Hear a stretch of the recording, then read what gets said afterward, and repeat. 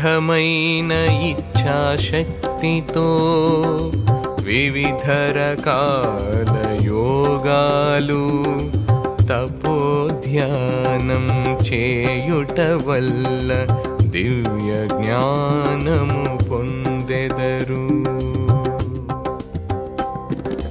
వీరు ఒకే జన్మ వలన పరమహంసలు కాలేరు. ఎన్నో జన్మల సాధనాన పరమహంసలు అయ్యెదరు. ప్రభు ప్రయాసి. 5వ రకం వారు ప్రభు ప్రయాసీలు. ఆత్మోన్నతి లక్ష్యంగా కలిగిన యోగులు, ఋషులు యోగ సాధన చేస్తారు.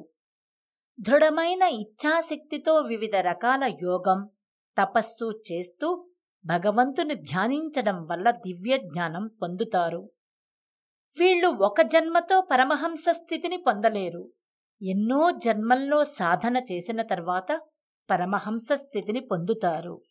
శ్రీ చంద్రభాను సత్పతి గురుదేవ విరచిత శ్రీ గురు భాగవతం స్వరలయ వికసిత సుమదన శోభిత శ్రీ గురు చరణ సమర్పిత.